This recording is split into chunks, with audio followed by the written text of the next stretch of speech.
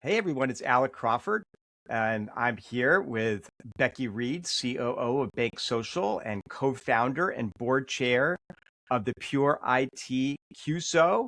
So exciting to have you on the AI Risk Reward podcast. Welcome, Becky. Thank you so much, Alec. Happy to be here. Yeah, and great to see you again. So let's kind of I love to kind of rewind back in time to start and just talk about early career and just share some early experiences that drew you to innovation within credit unions. Well, I've been in the credit union space for almost 30 years now. And what's really interesting is when I started in credit unions in the 90s, I thought they were pretty innovative back then. I think that at some point in the mid 2000s to probably 2020, probably that 20-year time period there. And of course, we all know kind of what happened economically and financially during that time. But I think credit unions really slowed down and stopped being as innovative as they were when I started in the industry. And probably around 2010, I started going, you know what, our industry's a little stagnant. And I started looking at other types of technology initiatives that I thought that credit unions could take advantage of.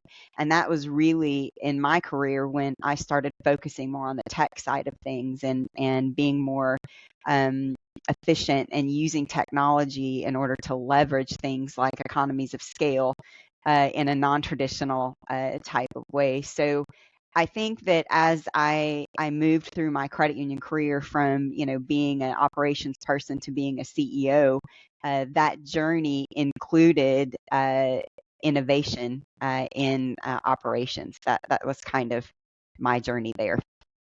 Awesome. And over that career, was there anyone who was a key mentor or someone you really looked up to there?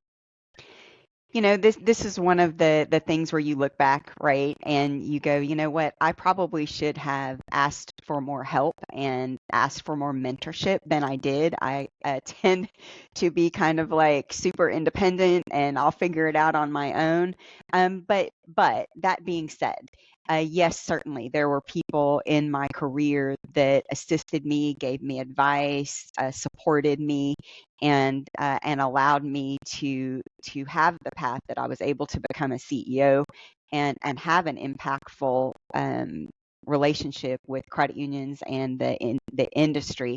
But yes, certainly, I would say probably the top one was my boss at Arlington Federal Credit Union. His name is Jim Merritt. He's retired now, but he was the VP of operations. And when I started in the credit union space, he saw some potential there, and without him, I wouldn't be where I am today.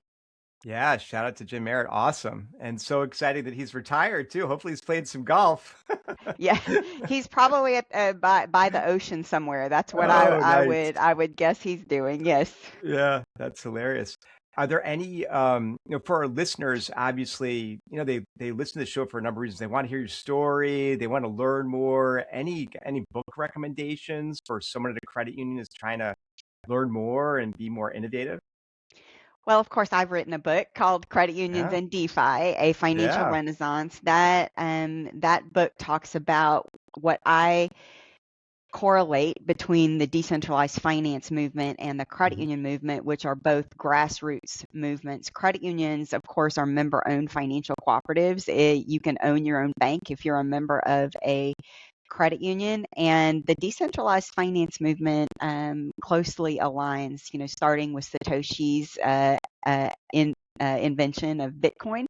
And, access to fair and equitable financial services is a big thing that we all think about, and was the reason Bitcoin was created, and also was the reason credit unions were created. So, not to pitch my own book, there's certainly a lot of other books that I would recommend, but from a credit union perspective and innovation, I think that's a good place to start. Awesome. Yeah, that's great. So let's progress in your career. You were co-founder and you're now board chair of the Pure IT Credit Union Service Organization. Tell us the origin story. This sounds Yeah, pretty it's cool. It is, it's such a great story. So when I joined Lone Star Credit Union in 2014, I walked into a situation where the equipment, the technology that our employees were utilizing every day was old. It hadn't been replaced in quite some time. It was out of support. The software was out of support, and that was impacting our ability to serve our members in the best way possible. And I had been exposed to cloud uh, servers, cloud servers, virtual desktops, things like that. And I really thought that credit unions, and my credit union in particular, would benefit from just moving everything into the cloud. We had, servers on prem. They were old. They were, I say that, we held them together with uh, gum and band-aids and things like that, because it was like, oh my gosh, you didn't want to have to reboot a server because you were praying that it was going to come back up. And that was the situation I walked into. So I said, you know what? I can take two different paths. I can either go down the path of just replacing everything we have, right? That had an outcome and an expense attached to it. Or I could completely re-architect everything we do and modernize it and move everything into the cloud, desktop servers, everything. And that way we can get rid of that old hardware that we had, and we could move to a more modern and nimble platform. So in that process, I actually called a guy named Jack Smith, who is the CEO and my co-founder at Pure IT. And interestingly enough, Alec, we actually worked together early in our careers in our 20s when we both managed retail record stores. Do you remember That those? is the best. I know. I mean, I've literally I think there's still a couple of those left in New York City. By the way, you walk by, Yes, it's like a there's a record few. store. I What? know. Like, So it's funny because in the mid 90s we both went into I went into credit unions, he went into tech consulting and sales. Anyway, and so he had a technology company, and I said, "Look, I know you, I trust you. Can you come in here and help me understand my options so that I can present to the board to move forward in this?" So they did, and with Pure IT's help, my credit union in 2015 went 100% into the cloud. That's desktop servers, everything. That one decision helped my credit union achieve economies of scale in a technology way with gaining efficiencies, as opposed to growing assets way, which is a traditional way to achieve economies of scale. In 2016, my credit union provided the initial investment to start Pure IT Credit Union Services so that they could help the entire industry with doing what we did at Lone Star. And today, Pure IT has 170 credit union clients that they help across the country. And coincidentally, that journey, that networking journey, and that infrastructure journey led me to discover blockchain technology. super awesome. That's great. So going from Pure IT to BankSocial, how is that related? Yeah, on the surface of it, it really isn't related, right? Mm, But back in 2016, when I was, again, really delving into re-architecting our network with the mhm, assistance of Pure IT, I learned about decentralized networks, mm, which is blockchain. And I thought that was fascinating because my entire career, my whole life, was centralized networks, right? And so I completely understood, what cloud technology was. I understood about, servers. But of course, you go into AWS, well, those are Amazon servers, right? That's a centralized network. And so when I discovered blockchain, and subsequently Bitcoin, I mhm, was like, wow, this is really a fascinating thing. An open source technology. I knew about Linux operating systems, right? So I understood about open source software. I was like, wow, this is really fascinating. Now, as a credit union person, as a finance person, what really interested me about Bitcoin was not the investment or the commodity aspect of Bitcoin, but the payments aspect of Bitcoin. So when mm, I really studied Bitcoin as a part of blockchain, I was like, oh my gosh, this is going to disrupt payments. It's going to disrupt traditional payments as I know it. mhm, And that was way back in 2016. I had a credit union person tell me that they heard me speaking about Bitcoin in 2017. So that's how that evolved. So then fast forward then into 2022 when I met John Wingate that was trying to start a credit union that utilized blockchain technology to run its financial operations. And together, he and I launched the very first self-custody digital exchange for members in August of 2022 at my credit union. And then we also launched a stablecoin, a credit union backed stablecoin, meaning the deposits backing the tokens were in a credit union deposit account in October of 2022. And so that entity is BankSocial. So John started BankSocial, and my credit union implemented the very first products that BankSocial offered to financial institutions. And then in 2023, I joined BankSocial as the Chief Operating Officer. Wow, so amazing. I had on the show last month Sean Neville, who's one of the co-founders of Circle, one of the stablecoin companies, and now is a co-founder of Catena Labs, and they're trying to be effectively a AI first bank. So yeah, it's super interesting. One of the questions we talk about in the show is like, obviously, what are the different risks? It's risks and rewards, right? So my question is, if you think about blockchain, you think about stable coins, like what kind of risks do you see to credit unions from this technology? Well, I think the biggest risk right now is sitting still. I think that credit unions, well, all financial institutions, in my view, have really kind of been asleep on this technology. So, back in 2022, when I would tell people that, hey, we have a stablecoin, people didn't even know what that was. In fact, I was speaking to a bunch of CFOs, credit union CFOs in July, and I asked a whole room full of CFOs if anybody knew what the Genius Act was, and nobody raised their hand. That And is so, crazy. right. So we've kind of been asleep. So once the Genius Act passed, everybody went, holy cow, this is like a real thing. Before it was like this fringe thing. Okay, people, all right, our members are, we can see that their funds are going out to Coinbase or Robinhood.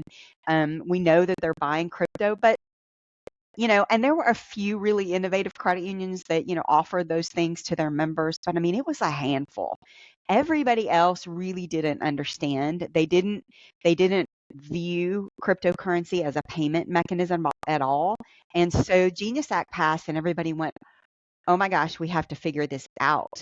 And so right now, I think the biggest risk is people not understanding how it's going to be incorporated into the entire financial ecosystem in a very short period of time. You and I both know, Alec, how rapidly technology is advancing. I mean, you talk about AI all the time, and you just look at even the last year, the advancements that have happened in AI. It is astounding how quickly these things are moving. And blockchain technology is not moving quite that quickly, but it is moving very, very quickly globally, not just here in the United States. And so right now, for me, the biggest risk is credit unions not paying attention, not having a plan, and missing the opportunity to change their model to take advantage of these new technologies. Yeah, I love that. Okay, there's this Bill Gates quote I really like. He would say, and I'm paraphrasing, technology changes less in 1 year than people think, but way more over 10 years. And I was at a conference, speaking at a conference, a credit union conference actually last year, and looking at the acceleration of AI and everything else. And I said, this is the first time I can say that Gates quote is wrong, right? Because AI is accelerating so quickly. And even I've been doing AI since 1987. I live and breathe AI every day. Even for me, it's moving faster than I would expect. So it's incredible. And I think also it's going to be incredible how it can help credit unions versus their larger competitors as well. You're going to really have to be able to use that for efficiency. And I think also, what you're hinting at effectively is agentic AI, right? Yes. And agentic AI today is kind of interesting and people are talking about it. Like people are going to be using agentic AI to go shopping for them in the next year or two. Oh, and right? if they're going to be using a digital wallet with crypto in it. Exactly. So, the two, AI and blockchain technology, distributed ledger technology, are a match made in heaven. They're perfectly married to one another, and they're expanding together in parallel. And so, you honestly, in the future, you're not going to be able to have one without the other. Yeah, totally agree. I think the technologies are converging. That's just super important for credit unions to understand that. You can have one, you can have the other, but in the end, you're really going to need both. So besides the risks of, let's say, not adapting stablecoin or paying into the Genius Act or adapting AI, obviously, look, I think there's still a fair number of risk credit unions. If you look at Oh, yeah. just the distribution of credit unions, statistically, the average credit union is not seeing member growth; they're seeing member shrink, right? Which is bad, right? So, what do you think some of the risks are that really need to be addressed soon by credit union CEOs before it's too late? Yeah, I think, talking about the risk of not having a plan, because these technologies are disruptive. And absolutely, stablecoin disrupts the Visa and MasterCard model. And credit unions, financial institutions do have a reliance on interchange income. That's in their financial modeling. And you have to have a plan for what's going to happen if that goes away. And back to your Bill Gates quote, that is not going to go away in a year, but in 10, it's going to completely change. And so, what is your plan for that? How are you going to incorporate these new technologies that do offer new revenue models, different revenue models, maybe new opportunities to create revenue models that haven't ever existed before, but interchange is at risk. Deposits are also at risk. Consumer deposits are going to be flowing out to stablecoin and digital assets, cryptocurrencies. How can financial institutions, all financial institutions, make sure that they have a plan for what they're going to do about those deposits? And, I would posit that, hey, stablecoin issuers are where the deposits are going to go. So you should bank those guys, right? Yeah, I yeah, mean, absolutely. yeah. And so deposit outflows and revenue disruption, I think, are two risks that financial institutions need to be looking at now. Yeah, I think that's very accurate. Look, as we become more digital, right, and focus on all these different things, whether it's AI or stablecoins or Bitcoin and the future agents, one of the things that I've noticed is that there's been a really big focus on innovation and not as big a focus on trust, safety, security.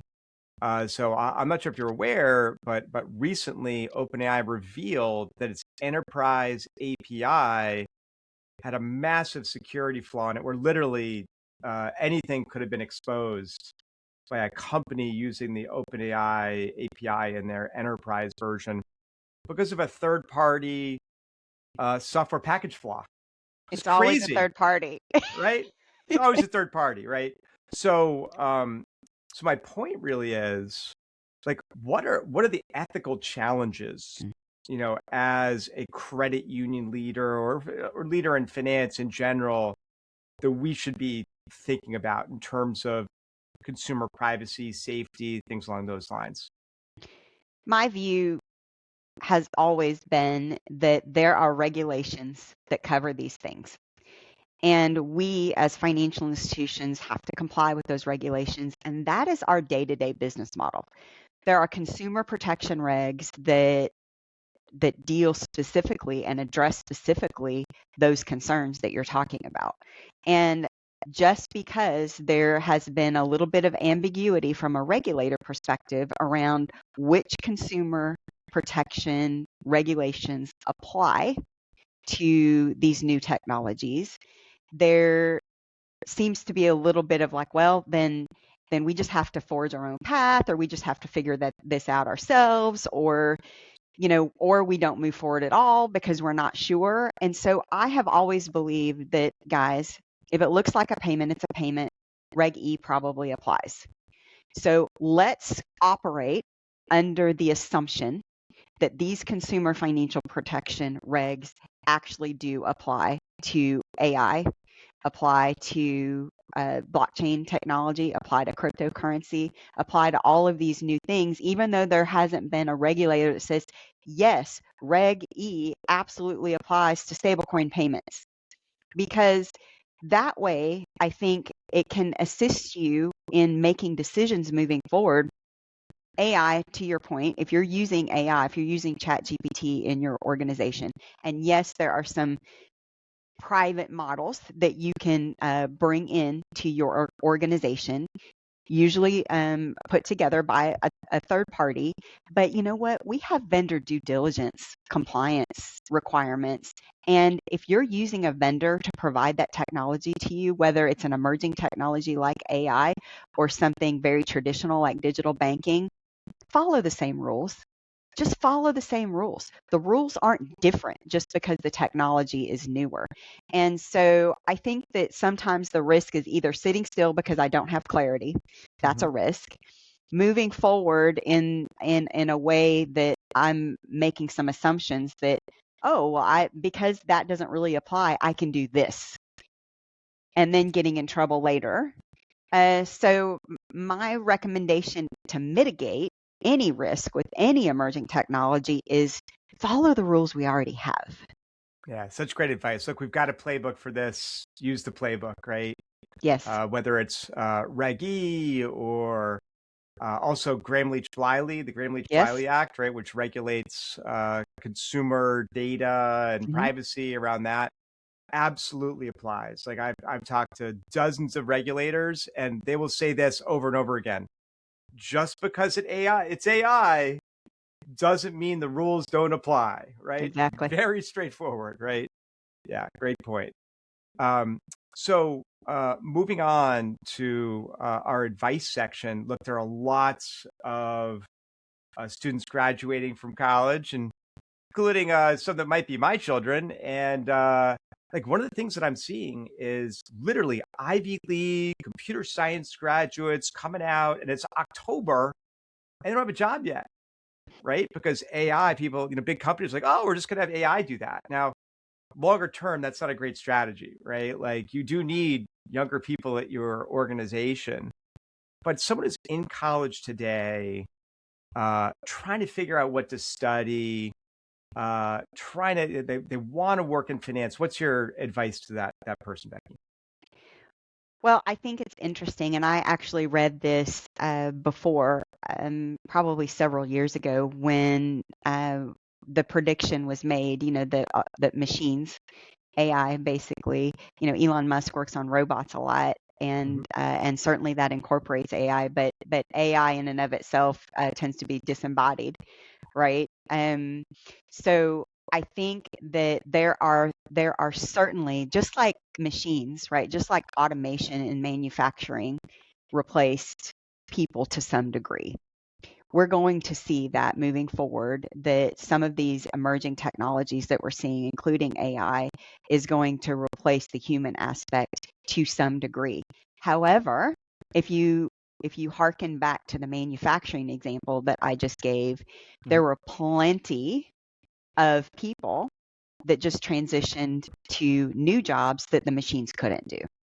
And Yes. so if I were to give advice to a college student right now, I would say focus on the things that machines cannot do.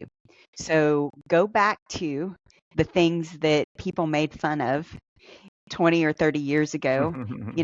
Focus on the humanities, focus on philosophy, focus on English, Mm-hmm. focus on things that require some sort of Mm-hmm.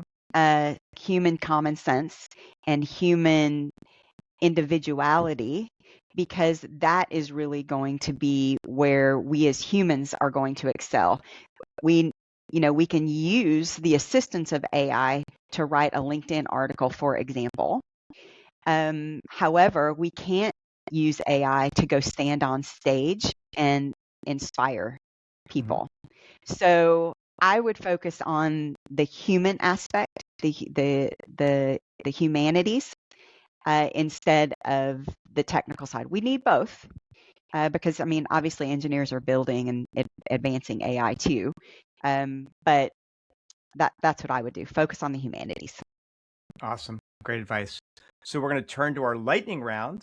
Fun. So I'm going to mention something and ask if you think it's underrated or overrated, and maybe give me a sentence or so why. So we're going to kick it off with art museums in Dallas, underrated or overrated? Underrated. Yeah, we Awesome. have some amazing. The Dallas Museum of Art is incredible, world Aw- class. Awesome. Stable coins, underrated or overrated? Underrated. Going to be S- game changing for the world. Absolutely. State Fair of Texas, underrated or overrated? I would say probably overrated, but I think that it's a really fantastic state fair. And you know what? The food really is good. So Oh yeah, hard to go wrong with barbecue there. The Genius Act, underrated or overrated? underrated. I think the Genius Act is actually a human rights bill. It's amazing. Wow, amazing. The music scene in Dallas, underrated or overrated? Probably overrated. Yeah, you know, the music scene here is not superb. I think it's probably better in Austin. Yeah. Uh, the integration of blockchain technology into traditional banking systems, underrated or overrated? Underrated. People a lot of times don't see the potential and are not seeing what's coming. It's a tidal wave. Yeah. Playing 9 holes of golf instead of 18, underrated or overrated? Overrated. I think any golfer would tell you that that they need the full 18, that you know, only if you're pressed for time would you do 9. Yeah. Uh, Digital only banks versus traditional banks, underrated or overrated? Underrated. I think that if you look around the world, you know, SoftBank, I mean, there's Nubank, there's some pretty amazing digital only banks that I think are going to pave the way for how things look in the future. Amazing. Baking holiday cookies, underrated or overrated?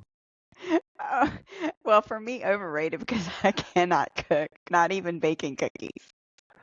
All right, we got to work on that. I'll send you a recipe. And then finally, the Barbie movie, underrated or overrated? Oh my gosh. Depending on your age, right? I saw it, unfortunately, so I'm going to say overrated. Awesome. So before we go, tell the audience a little bit about how to find you, where you are on social media, your website.